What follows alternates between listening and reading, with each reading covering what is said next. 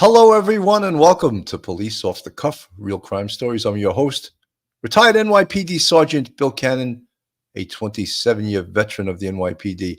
We have a little bit of an unusual show today, and it's actually part of the Police Off the Cuff Real Crime Authors Series, Law and Crime Author Series. And our guest today is Lizzy Hershberger, who I met 2.5 years ago when her book came out, Behind the Blue Curtains. And since those 2.5 years gone by, she has grown a great deal as a human being, as a mom, as a former Amish person that now is outside of that sort of cult, I'll call it, cult-like religion. And she's really moving on with her life to great things. And I think that you're really going to enjoy her perspective on what occurred. Right now, she's an activist, a proponent of women's rights, and a real heroine in regards to what she has been through in her own life that helps her to share with others, and so that they could be in similar situations, will have the courage and the bravery and the tenacity to go against the powers that be and realize that you can win, you can come out on top. So, folks, hold on to your chairs, hold on to your seats, and get ready to enter the real crime from a police perspective. Off the cuff, the Police Off the Cuff Zone.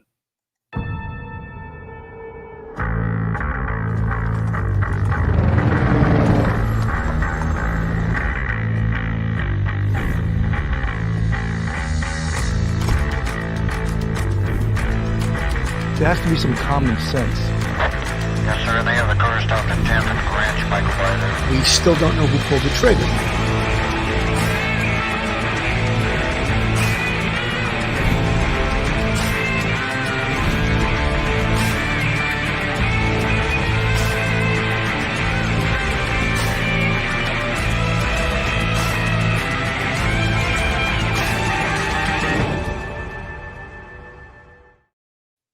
We're back. The book is Behind Blue Curtains. And I'm going to read what Amazon said about this book. When Lizzy Hershberger turns 14, her schooling ends at 8th grade and she has no choice but to leave home to work as an unpaid maid for another family. To avoid being rejected by her ultra-conservative Swartzentruber Amish family and community, Lizzy is forced to abandon her dreams because they are too worldly. After being raped by an Amish deacon over 24 times, Lizzy makes her first attempt at jumping the fence to pursue a non-Amish lifestyle. But without any modern life experience or education, Lizzy must decide whether the risks of this unpredictable and dangerous world are worth losing the ties to her Amish friends and family forever. Almost 30 years later, after she has created a new life for herself, her small community is rocked by disturbing sexual assault allegations. Lizzy must decide whether to keep silent for her newly created family's sake or come forward against the church to advocate for the Amish children she left behind. In 2019, Lizzy Hershberger successfully brought her abuser to justice in an extraordinary rare case addressing sexual abuse in the Amish church. She faced death threats and intense pressure to stop telling her story. Lizzy refused to back down, and she forged ahead to spark a national movement bringing awareness to the prevalence of sexual assault in isolated communities protected by religious liberties. This gripping true crime memoir reveals the truth behind one of America's most revered and secretive religious sects, hidden behind blue curtains of the Amish lifestyle. Without further ado, I want to welcome to the show Lizzy Hershberger. Lizzy, welcome. Hey, Bill. Thanks for having me back. My goodness, it's been a while. You know, Lizzy, we spoke off the air, and it's been 2.5 years. I first had you on this show in fact, here's the thumbnail from 2.5 years ago, Tuesday, June 22nd, 2021. Wow. That was the friend. I remember when I first had you on, you were a little reluctant, you were a little shy, and now I think you're confident enough to want to do this. Why don't you talk to us a little bit about, your life in the Amish community, and what drove you to write this book, even though at great hardship to yourself? Yes. Well, thanks. Yes, you actually, Bill, you were one of the first podcasters that had me on. I think you received a press release. And yes, I came on. I just wasn't sure what to expect with, you being, from New York, and the conversation was great. But yeah, we just talked briefly. I'll, go into detail a little bit about, growing up Swartzentruber Amish. You said that correctly. And for people that don't know who Swartzentruber Amish are, they are one of the, they consider themselves one of the lowest sects in the Amish, like old order Amish, there's new order Amish, there's lots of different communities in the Amish, in general. People kind of put themselves together. But I think that the, general public, like I said, thinks the Amish are all, just kind of all Amish, but there's just so many different ones. But Swartzentruber Amish is considered least modern conveniences. So we had no running water. We had to go outside. We had an outdoor toilet. We had, usually had a little bit of water was piped in, or you had a tank and you had water coming in the house, but that was all cold. You often had no, the only wood heat you had was wood heat in the kitchen and in the living room, and no solar panels. We did have some batteries that we used for certain things, but you had kerosene lamps, kerosene lanterns that you took to the barn, and just all kinds of things I think that aren't used as much now. Many of even the Swartzentruber Amish, I came from the community, they use a little bit more modern conveniences now. They'll use some chainsaws and different things like that. But I grew up in southern Minnesota. My grandpa started the community in 1974, and the year I was born, and it grew. It has around 100 families. It has 5 different small communities in it, and I still live in that area. What the book obviously reveals a lot of very uncomfortable things, but it seems like the perfect storm is set up for something like this to occur, that Amish females have to leave their family at the age of 14. They're not allowed to get educated beyond that point.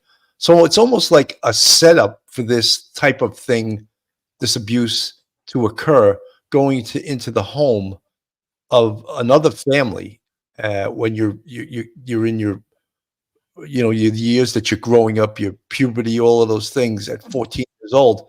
And it's how common is it actually? Well, when I was growing up, and that was in the late 80s, that was very common. In my community, that is what many girls did. They went into the homes of other Amish people to sometimes to just to help out, or to help with the kids if a wife has a new baby. But thankfully, now that is a lot less. That happens a lot less. There is just a different, how would you say? Because many of the families in my community, the Amish community, can no longer make a living off of having a farm, milking cows, selling the milk. So many of the husbands and older children, they all work outside of off of the farm. So they work on construction businesses. Some of them work in factories, and many of those things were not allowed when I was there. So I do see that things have changed, and it's going in the right direction. But unfortunately, young girls, young children are still groomed and, very, very much taught they have to stay Amish. That's the only way that you're going to get to heaven, is if you stay Amish. So very much groomed and into, the girls are still taught that you're going to get, grow up and get married and have babies. I mean, that's what you do. So Lizzy, are you afraid that you're not going to go to heaven because you went outside the Amish community, or what? I don't anymore, but that was a fear. That was a fear. And I've talked to many that have left, even when they leave as an adult. I left as a young teenager. you have that fear instilled in you that, if you're outside of the Amish community, what you grew up in, you're of the world. And it says in the Bible, of the world, those people are going, to hell. You're not going to make it to heaven. And unfortunately, I don't try to talk about religion too much, but that is just a form of control. To me, that's just a form of control. They're, trying to control you. Do many young people choose to flee that lifestyle, flee that religion, and get outside it because they're not buying into it any longer? I wouldn't say that it's hard to say many, but recently in the last couple of years, there has been many from my community that have left. And no longer just individuals. There's young families leaving with their children because they don't want their kids to grow up in this environment. They're realizing, they're becoming aware that it's not true that if you leave that you're going to end up in hell. Yeah, I can attest to that.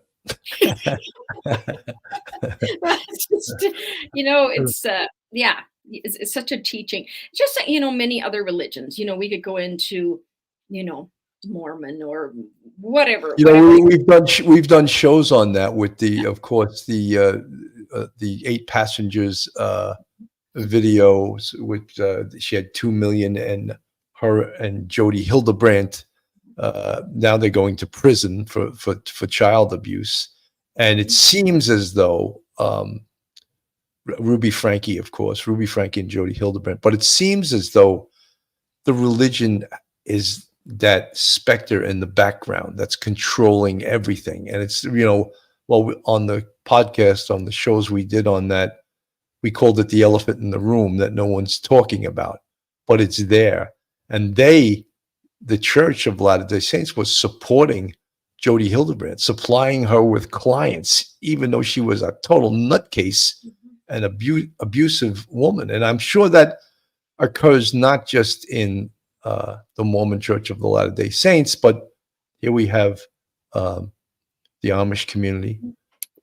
There's many other religious sects that have this same exact problem, and they seem to try to control people through that threat that you spoke about. Oh, if you leave, you're going directly to hell. Don't pass go. Don't collect $500. You're going right to hell. Yeah, you're going right. Yeah, and it's very unfortunate. And I think the general public is becoming much more aware of these isolated, I'm reluctant to say that Amish is a cult, but it is it's a community of people that have been able to kind of run under the radar of the government rules and things for many, many, many years. But many people are becoming more aware thanks to people just, getting educated and learning more about some things. Because in 1972, that's when state Wisconsin versus Yoder decided that Amish children they don't need to go to school past 8th grade, which is very unfortunate because in I think in the last show you talked about getting uneducated. You're not getting educated, so then what are you going to know? That's limiting your abilities to do anything. And Lizzy, maybe in the 1950s, the 1960s, an Amish family or being in the Amish community you're still probably circa 1800s with what horses and milking cows and no electricity and all that stuff. But today, with the information highway of the internet that everyone is on and everyone knows the same things now, if you're on the internet, you learn certain things every single day, and people will say a joke, and it's been told 10 times already since 7 o'clock that morning because it was on Facebook or Instagram or TikTok or something like that. And you're like, oh, that's not your joke. Someone else posted that, So, it's out whether or not that's a good thing or not. Is there too much information, or is there too many things that we have to know about it that we really don't have to know about? Now throw in artificial intelligence, and I don't want to get off track. I want to talk about the Amish situation, but so much you learn and so much things are out there that little kids know more than we know well, you got to, and that's another subject. You got to limit their their time spent on the internet, because there's a lot of bad things they can learn too. And that brings me to an interesting topic that I haven't really talked about ever, but I've become aware of is now that things are, yes, you have all these Amish that are not living the way I used to. So some of them have cell phones, even though if you're not supposed to, they all have cell phones. They have internet on there, and one of the biggest problems that they're seeing under the especially Amish men and boys is the porn addiction, because they don't have any education. Nobody's talking about having a cell phone. Do you know what I mean? So there's Right. all kinds of things. So they're talking about that in these Amish abuse meetings, that's one of the biggest problems. So it's kind of interesting. Yeah, I mean, when I taught college, I was always battling with the kids to get off their damn cell phones, and I used to laugh. Kids would actually like build a bunker in front of them so they could like trick me, like that they were on their phone, but you see them looking down all the time. I go, that wall you built in front of your desk doesn't trick me. I can watch your eyes and see that you're on the damn cell phone all the time. So Yeah. it's such a challenge. But let's get back to you, Lizzy. Yeah. Okay. In your resume, it says activist and author of Behind Blue Curtain, a true crime memoir of a former Amish woman's journey of survival and pursuit of justice. 20,000 plus copies sold internationally. Fluent in Pennsylvania Dutch, Swartzentruber Amish. Interviewed by award-winning investigative journalist and filmmaker Sarah McClure with Cosmopolitan magazine, entitled In Plain Sight, garnering mentions in the following media: Apple News, Longform, Minnesota Public Radio, New York Magazine, NPR, All Things Considered, Our Children's Earth, Rochester Women's Magazine, the Ann Friedman Weekly, the Center for Public Integrity, the Marshall Project, the Philadelphia Inquiry, Type Investigations, Wake Up Call with Katie Kirk, and of course, the internationally known Police Off the Cuff podcast. Yes, thank you. Thank you. Yeah, when I read some of that, or you're reading it, it's like almost, who is that person? It's absolutely phenomenal how far things have went. Really, just from starting to write my book, that really is where it went. I was starting to write my story. I started going through journals and things, and all of a sudden, I found all this information. And then at the same time, there was a case going on. I was a school board member, and it triggered me. I had teenagers at that time, and it triggered me into like, why haven't I ever dealt with this? So that's really how the book. I mean, the book initially was going to be just about Amish. I talk about how I milked cows, and how my dad had a sawmill. That's And such a cliche, milking cows, right? I really did. Yeah. Wow. Yeah. Milk cows, bake bread. My goodness. I always kid with my. They build barns, they do Yes. barn raises, and the women make the lemonade while the men are building the barns, right? Yes. My I dad. think the only thing that people know about Amish people is from the movie Witness with Harrison Ford, which is actually a long time ago, Yes. but it was a pretty good movie, and that sort of gave a little bit of exposure to the Amish community. But I'm not saying it was correct exposure, but that's the only. I remember the kid said he's stupid, Yeah. which meant he was fat or something. Yes. I did that. And then there was also another one called For Richer or Poorer. That was, I can't remember who was all in there, but I think it was based out of Pennsylvania. And that is, unfortunately now I do some presentations and things on the Amish, and my title is Everything You Thought You Knew About the Amish, because there's misinformation out there.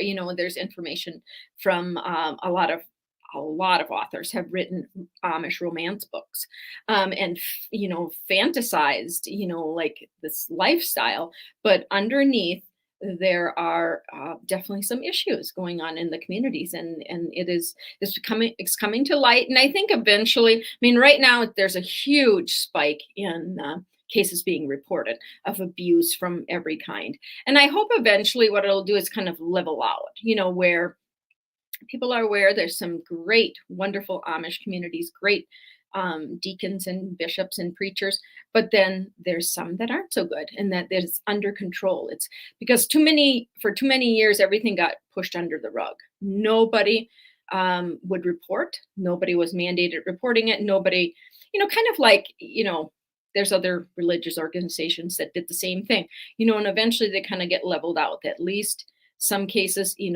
are getting reported, and they're not just getting swept under the rug, because the cycle keeps repeating itself. Absolutely. And right here on the screen is your family, right? Yes. And which also shows, you're a survivor, and you survived this to raise a beautiful family, and hopefully you're happy. And I see three kids, two Yeah. adults. I don't see any cows in that picture, or any Yeah. Amish bonnets, but Yeah, no. I'm sure you're still somehow swayed by the community, or there's some influence that the Amish community has over you. Yes, and I'll just go back. I just want to make note that my oldest son was special needs, and he has passed on a couple Oh, I'm years. sorry to hear that, So Lizzy. thank you. So that's yes. But yes, my kids, my youngest is almost an adult. So I And will be, isn't your son's a football player? yeah, he plays sports, all three sports. Yes, he's actually just a sophomore, but he plays varsity in high school, and just a great kid. He's the tallest one. He is a wonderful child. And while we're talking about him, anyways, he was really young when my dad was still living. My dad had ended up getting cancer, and I had all kinds of health problems. And I would often take him to his appointments, and my youngest would go with. And my dad taught him many Amish words. And what happened over the years, he talked less in the Amish language. But just this year, our goal is that he wants to be able to speak fluently in that language. He can say words, he can understand it, but he wants to go into the medical field. And I think that'll be wonderful. It'll be a wonderful advantage to speak that language, because while we're on the subject, I don't know what the question was you asked, but the language is an unwritten language. So you won't be able to go out and pick up books and things that are in the Amish Pennsylvania dance. So it's sort of a mixture of German and Dutch, and Yes. Mhm. And like, well, that's what in New York City they call a language Spanglish. Spanglish, there you go. Well, you hear people speaking Spanish and put English words in with it, Yeah. and they call that Spanglish. Yes. That's when, for my police career, I really wished that I had known Spanish or worked harder learning it, because some of the detectives and some of the sergeants and lieutenants that worked in neighborhoods that were just exclusively Spanish, a couple of years later, you go back there and these guys were speaking fluent, good enough to get by. I mean, not like me. No comprende nada. I know hola, but that's about it. Yeah, I felt so stupid. No comprende. And whoever who's get a Spanish guy over here. And sometimes it could be dangerous too, not to be able to speak the language. But yeah, and there has become actually a few people now I know who can speak the Amish language fluently. It became police officers and doctors and different professions, and they're in high demand, especially as this community becomes a lot more. Cases are coming forward and people are talking and things. So I think it's a good thing. And so sometimes I will, because I speak so much in the language now, because we speak it in our home, and then also translating and things that I'm doing, I can go back and forth, hardly even, flinching, but sometimes some words I can tell I don't see them right. So. Yeah. But anyways, do you want to go back to your original question? We got way sidetracked. I can't even remember. Sure, go ahead. I can't. My original question, I think, was, does the Amish community still have an influence on you, even though you're removed from it? Yes, I would say that is correct. They do still. Especially since I still live by the community. And then I also am quite frequently in contact with a large group of Amish men, leaders, who are putting on awareness meetings and trying to help Amish come forward and create a better community for the Amish. So I'm often in contact with them. But wouldn't it entail making a better community for the Amish, have them sort of break the community apart? Because some would argue that they're living in a backwards world, and a world that couldn't they practice their religion? Couldn't they practice their customs? Couldn't they practice their lifestyle without some of the most stringent rules that don't allow them? For example, the women, that's the most antiquated situation, that a woman after age 14 is not allowed to get educated. That's ridiculous, you know? And I mean, obviously I could sit here and say that I'm not Amish, but how does even an elder, say a pastor or a ranking person in the religious community, how do they defend that? And actually, this group of leaders, they actually do come under scrutiny from the Amish in general. They're saying that they don't agree with it because they're trying to create change. But one of the statements that has been repeated to me often is, in order to bring change to the community, it does need to come from within the community.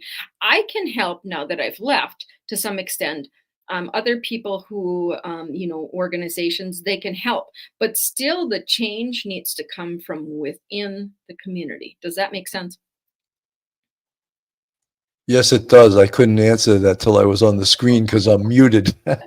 Yes, no, that makes sense. I tried to give you the whole screen with you so that when you become real famous, you can use this file tape. This is me talking on the Police Off the Cuff podcast with great authority. I even shut up the host. I put him off the air. So one of the things I think that everyone wants to know, and I think we put it in the thumbnail here, the metamorphosis of writer, activist, and advocate for women, Lizzy Hershberger. And I took a little bit of a poetic license using that word metamorphosis, but I think it really is true with you.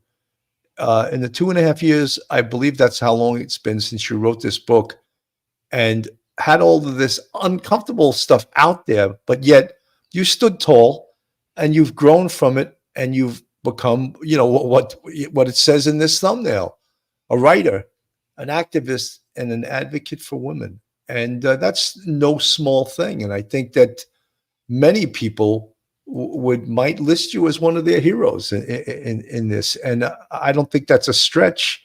And I would consider you very heroic in what you've done.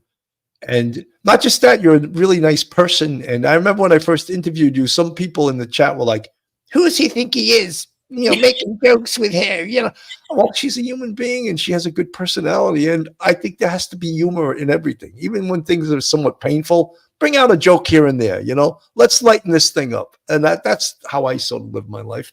Whether I'm wrong or right, that's what I'm going to do, and the people that don't like the humor, go to a humorless show. Well, and I appreciate you saying that, because that is one of the things that I struggled with. I would always be so serious, and the more I've grown and the more I've started working, with these, I've worked with the FBI, I've worked with law enforcement and things, and that is one of the best things to kind of break it.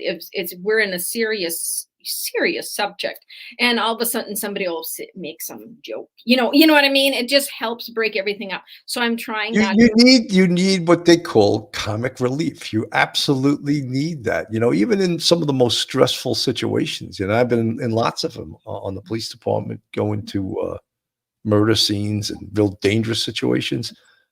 A joke would always help, and we used to always talk about it. And there was this great doctor, and I mention his name every once in a while, Dr. Stephen Washkull, and he works for the police department, and he's known as basically the suicide doctor and the suicide prevention doctor, and he advises, cops commit suicide at a higher rate perhaps than any other profession. And I've had him on the show numerous times. What a gem of a man, just a great man. And I said to him, I go, "Doc, is it all right? Like, is it okay? Like, when you have some real heavy duty situation, to go out drinking afterwards?" And he goes, "Absolutely. Absolutely. He goes, but if you start doing it every single night, then you got a problem. And I said, like, right. No, I'm just saying, there's been times where even my team, we've had some hairy situation and we said, let's go meet at such and such a place. Let's go have a few, because you want to talk about it too. It's not just the drinks you're having. It's almost like a group therapy thing, Yeah. Well, and I think that that's what I've had to learn with the tough stuff that I do.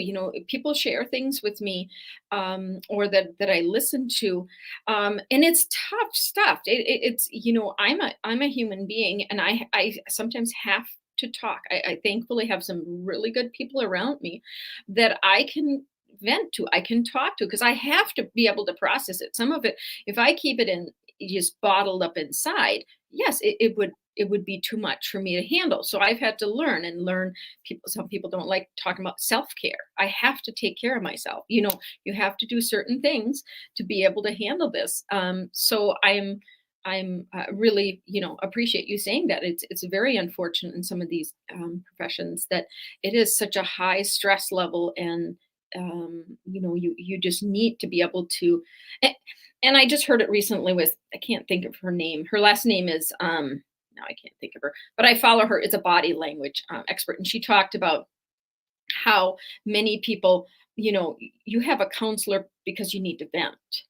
That's really what it is. You need to be able to talk to somebody, and thankfully I have a couple great people in my life. I have to be able to talk to them, just to process some of the things. And it's not, many things I deal with and am involved in. I can't talk to anybody, share anything with, but I need somebody that I can at least talk to about the feelings that I'm having. No, that's important. I taught college for 10 and a half years, and some of it was when I was on the police department. I taught part-time. And then when I retired, I taught full-time for 5 years. It was 5 or 5. I can't even think of it. But what I sort of appreciated was the kids liked me, and they would come to my office and tell me things that sometimes were horrendous, and I knew about, of course, confidentiality just from the police department. If you tell anyone else this, unless you ask them, can I tell so-and-so about this? Because I may seek guidance as to what the advice I'm giving you, Mhm. And I appreciated that to the point that, look, they like me enough and they trust me enough that they're coming to me for advice, And I taught in a 99% Black and Hispanic school, So I was the white boy teacher. And they were like, and they, the kids didn't call me Professor Cannon. They'd say, "Hey, Cannon," and I used to think that was funny. Other teachers were like, "That's disrespect." I said, I don't care. Yeah. If that's their way of ingratiating themselves with me by calling me Cannon, I'm okay with it. I'm not going to get crazy with it. But I think that's the one part of teaching that I do miss, is the personal relationships I had with the students. And I always believe in this life, no matter how educated you are, you can always learn something from someone, from anyone, And if you think you can't, that's the day that you stop learning, And I'm not here to preach. I'm just saying, No, not a Swartzentruber elder. yeah. No, and yeah. One note to say, I actually recently had an Amish man call me up and said, "I just watched you on a podcast," and I thought, "But you're not supposed to watch." But All right, he's not allowed to do that. Well, they're not. He was I think- confessing to watching porn. It's like, but he's like, "Well, I was doing it for educational reasons," and I thought, "Oh, whatever, it doesn't matter." It was still a compliment. And then he said, "Yeah, I was reminded of what you do." And he thanked me. He did thank me for what I'm doing. It's tough stuff. But I'm just thankful that I've always wanted to be able to help people. I always said if my book helped one person, I would have succeeded, because I wanted to help people. But I'm at a point where many, many people reach out. It's either phone calls or emails. I mean, at least daily, I hear from somebody. And sometimes all they want is they just need to talk to somebody, and often I might be before they'll say, "I've never told anybody else this before." And that is a gift. I think that I've been able to convey that I am a safe person. Yes, there are cases where I'd have to be a mandated reporter, but if it's adult, there's always all these situations. But I'm glad that people feel like I'm a safe person and that they can share things with me. And sometimes, like I said, they just need to talk to me, and I can often refer them to, there's other organizations out there. So I can't help everybody anymore. And there's different communities, um, different areas of Amish that have their own organization in there, and they're much better equipped at helping those in that community. So I generally now am focused only on the Midwest. That is the Amish language that I'm very familiar with and speak it. Pennsylvania, anybody from that Pennsylvania, Ohio, all those get referred to a different place. Not saying that I don't talk to anybody, but I cannot help all the people that reach out to me anymore. So, Lizzy, you're in Minnesota, right? Yes. Mhm. Now, that's a hell of a cold state, too, huh? What's the temperature there today? Actually, we're having a heat wave this week. It was warm enough for. I seen lots of people at the basketball game last night in shorts. So in the 40s is a heat wave for Minnesota. So, Wow. but we have actually getting rain, very unusual. But yeah, I'm not necessarily a fan of the cold weather.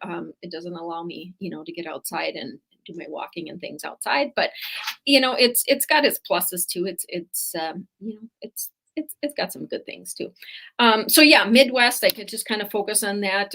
So that includes Wisconsin, Minnesota, a couple other ones on the side there.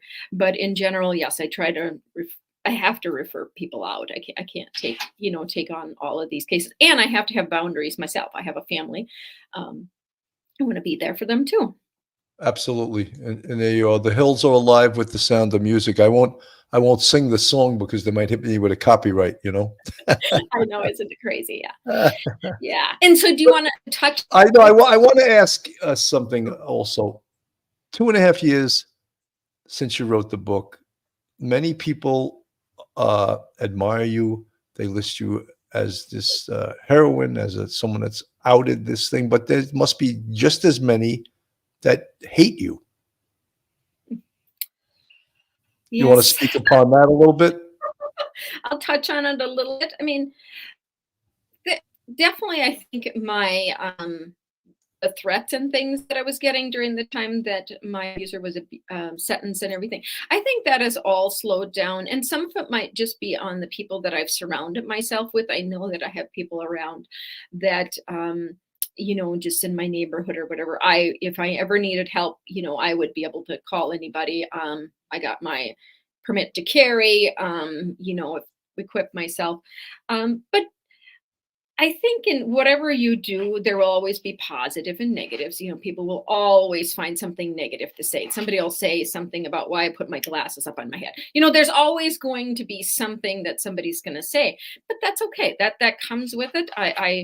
I'm just grateful that, I'm able to handle it and I don't take it personally anymore. I mean, if somebody says something negative about me, it's on them. It's not on me. I mean, I do the best that I can, and I have helped many people. But I have tried to prepare especially for this documentary, Keep Quiet and Forgive, to get released. I expect there will be a lot of people viewing it and be both sides, good and bad. There'll be things. So the documentary that you just referred to, Keep Quiet and Forgive, it's a PBS documentary. I'm going to read what you wrote. Provided inspiration based on a featured article published in Cosmopolitan magazine by Sarah McClure, receiving more than 1 million views, which continues to be one of the most read stories in Cosmopolitan.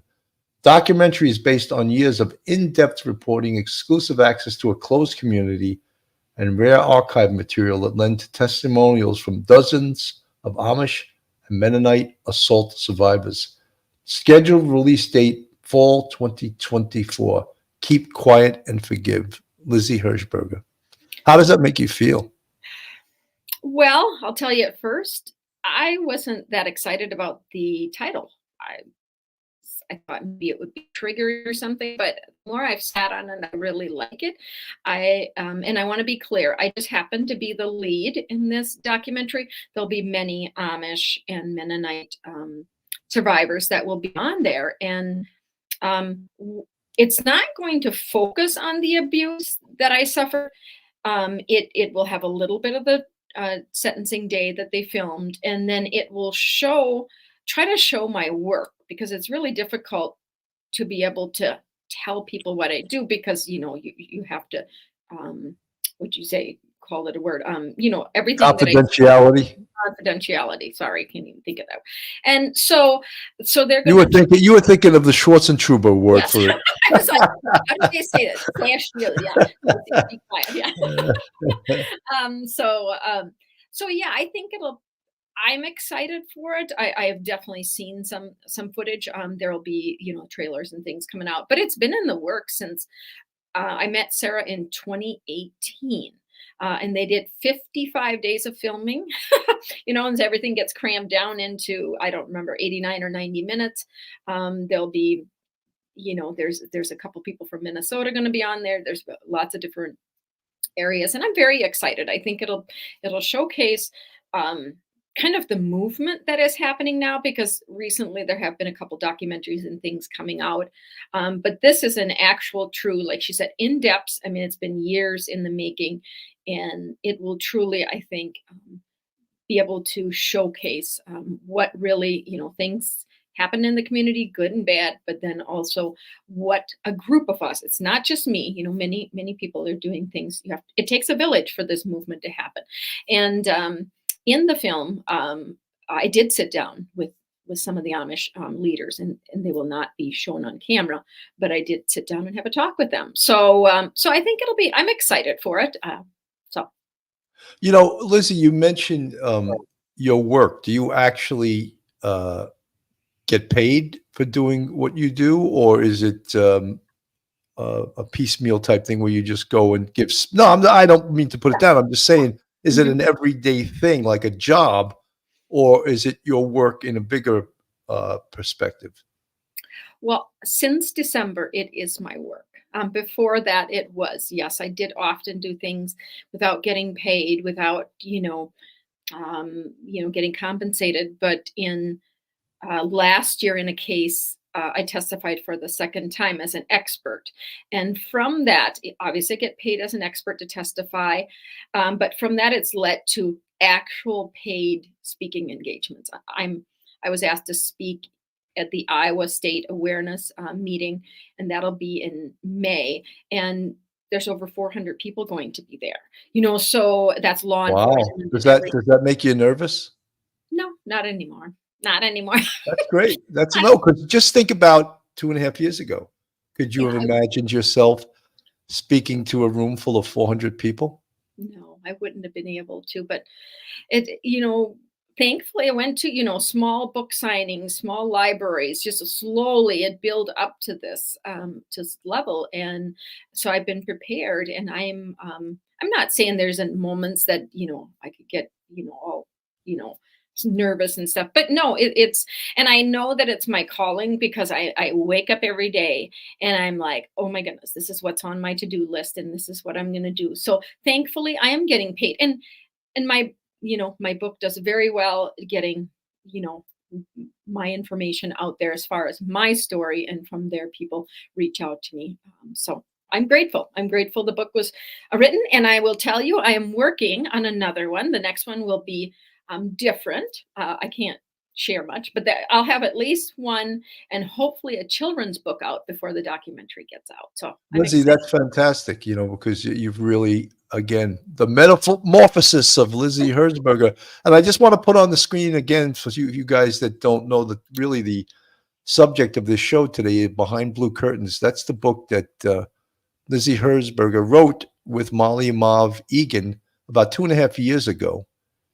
True crime memoir of an Amish woman's survival, escape, and pursuit of justice. And if you haven't bought it or read it, you can go on Amazon. You can order it. But when I first heard about Lizzy over 2.5 years ago, I reached out to her, or it might have been either way. I reached out to you. I don't really even remember, but she sent me her book, and I get sent a lot of books, and sometimes I'll do the true crime author series, and I won't read the book. And because of my interviewing skills, I'm able to get away with it sometimes. But I read her whole book and I was like, wow. And I read it fast. Like I couldn't put it down once I started to read it.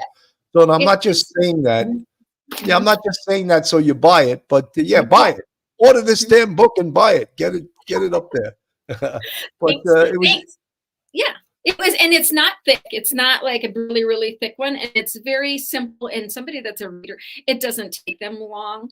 I'm very sensitive. I don't use any swear words or anything like that. oh Because shucks, I'm not buying it now. Right? I know, sorry, I want to hear some of those Swartzentruber curse words that I maybe my wouldn't know what they meant anyway. maybe the next one. Yeah. But yeah, I was trying to be sensitive. My audience, I was hoping, will be somebody, from the Amish plain communities. And so it's not a tough read, and you can get it on Kindle. And I will very soon here, watch in the next month or so, I will have it on Audible finally. So it is coming. It'll be coming. It was slow in some of these things. It took time, and especially with all my work that I do, it was just hard to find the time to do everything. But I'm very grateful that it has done as well as it did. I mean, I remember at one point, you think, well, there's so many books out there. Is it ever even going to sell? And I think I know it's over 1,000 reviews on just Amazon. There's Goodreads and everybody. So I really encourage people to leave me a review. That's only going to help me with the next book and what I'm going to share. That's amazing, and one of the things I wanted to ask you was also, are you like, do you have an agent that schedules your appearances now, schedules your speaking engagements, schedules how people can reach out to you and speak to you, or are you your own agent? I am still my own agent. I'm hoping to get one here soon, but I have a retired PR person local that has been wonderful for me. She helps me with these things, and I have a couple other people that help, because I just am not able to. The best thing that I can do is my advocacy work. I don't have time to do all these other things, but I do try to, respond to emails and all those things on my own. But I can definitely see eventually. I hope to have her secretary or somebody to do that for me. That would be great. You know what would be a great audience for you? I think it would be the college audience, to have an agent put together a tour for you, to do a tour, because the whole domestic violence situation across this country is something that is not just a problem within marriage. It's a problem also within relationships. And college kids are prime victims of abusive relationships. So I think that, Lizzy, if I was your agent, I would be calling all of these universities and say, no, that's not enough. Here you go. Yes. More money.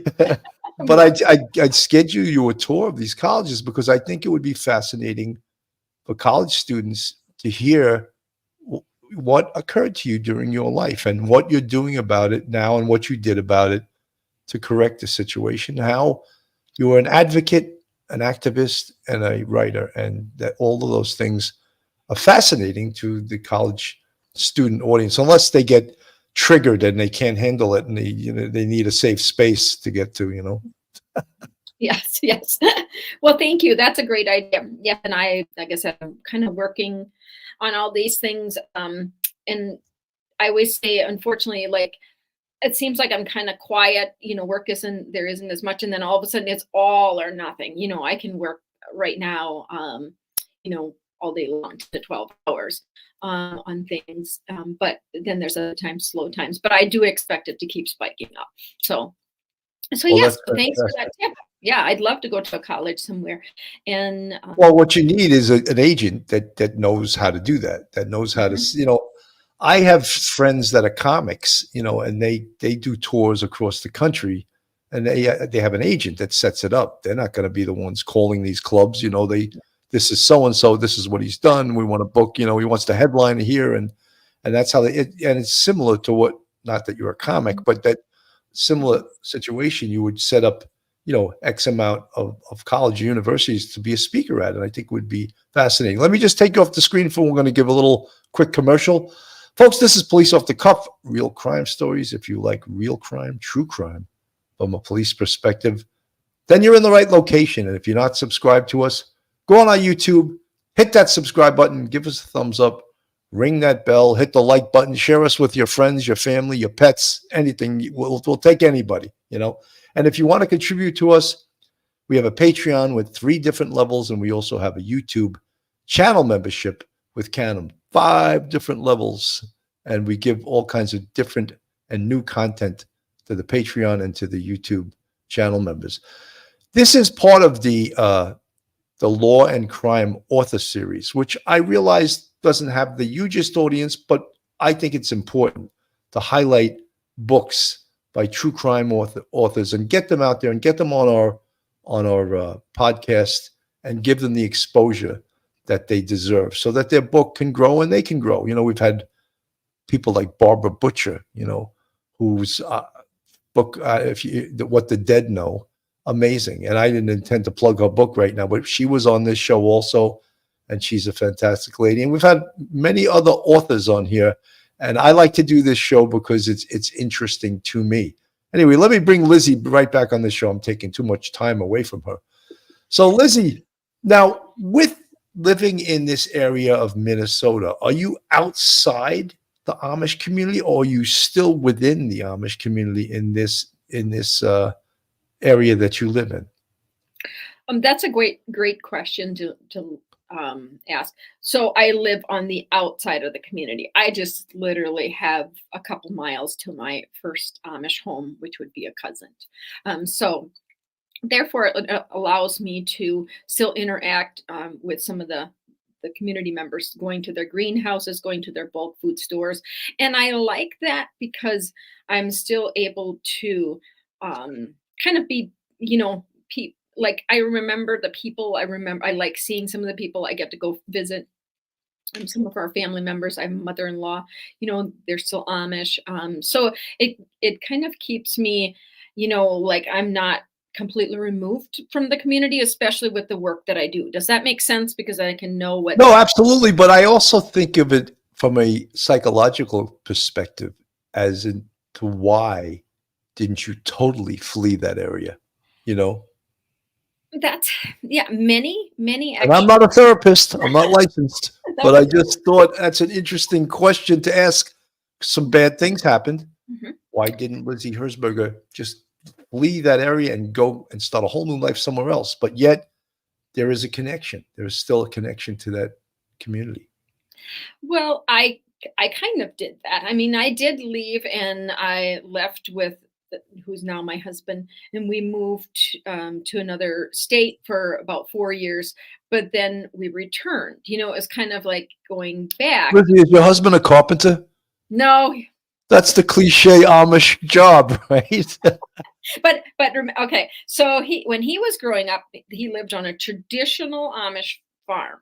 They had horses. He milked cows, and when he was driving his horses, he would pretend it was a truck. He wanted to leave the Amish and become a truck driver. So that is what he does. And then he loves horses.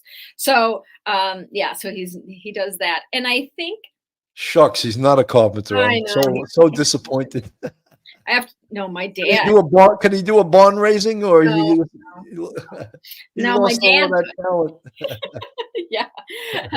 But no, I think what you said, many Amish that leave the community, sometimes my goodness, they go off. They even lose the language. They don't want to. Actually, I was just on a call with a lady the other day, and she said, I trained myself when I left that I didn't want anything to do with it. So I even made sure that when I process words in my head, that they were in the English language, not in Amish. So she said, now I can't speak it. I'm in my 60s. She said, I can't speak it.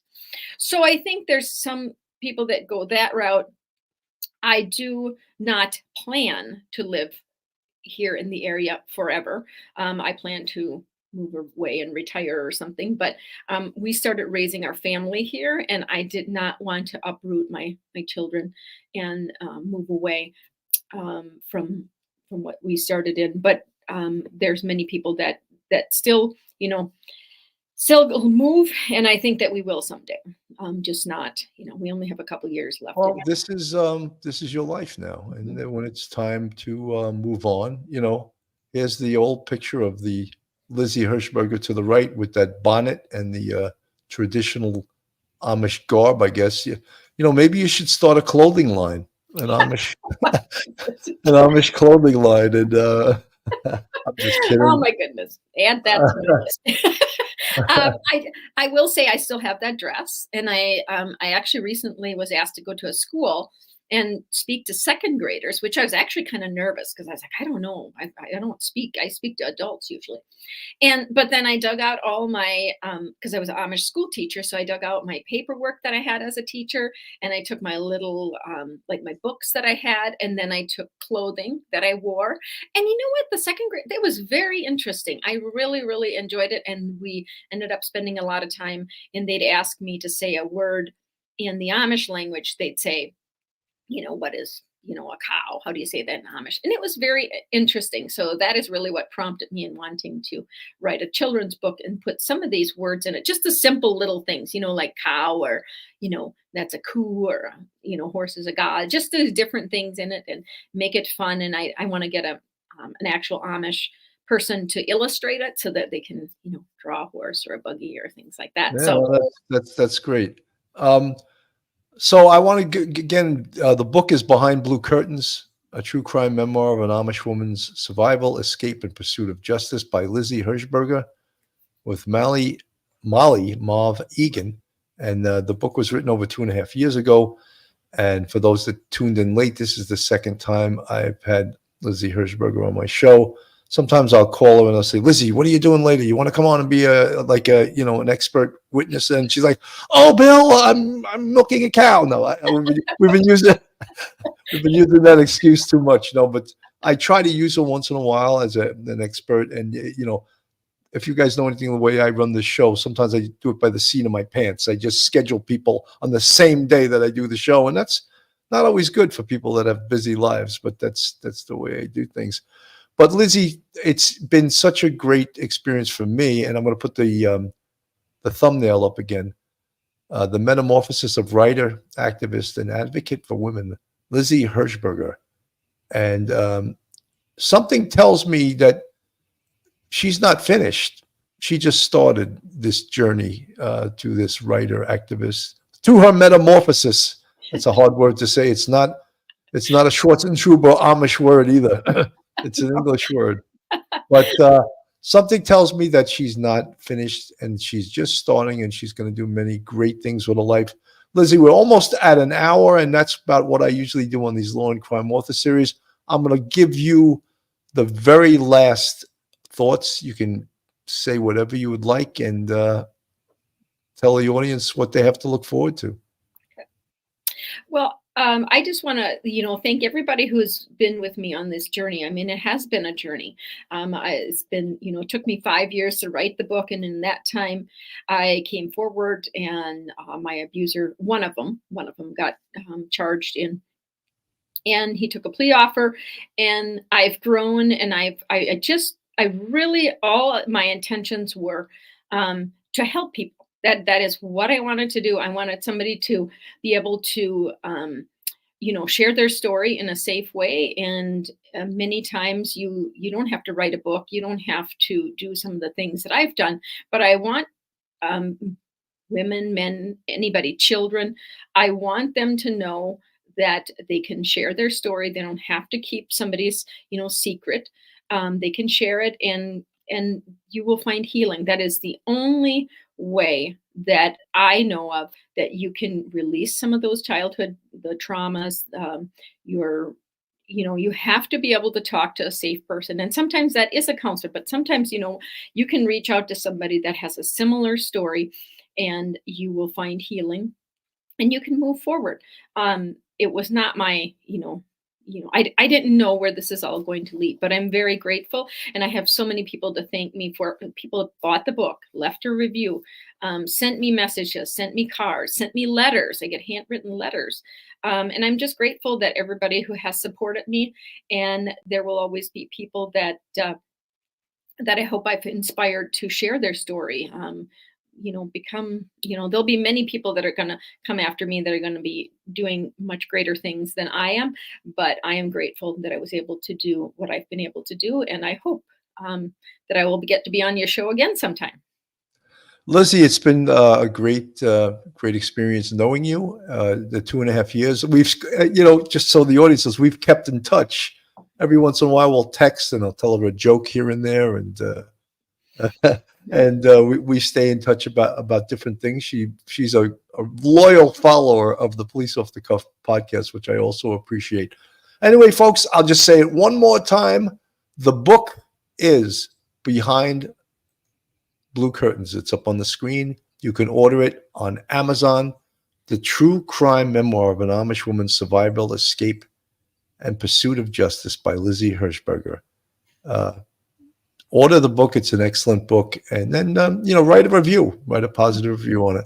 Lizzy, thank you so much for coming on the show today. It's been great. We questioned whether we should go before a live audience or should we just record it, and we decided to go to a live audience, and I think that was the right move. So everyone, thank you for tuning in. Lizzy, have a wonderful day, and we'll talk soon. Yes, thank you.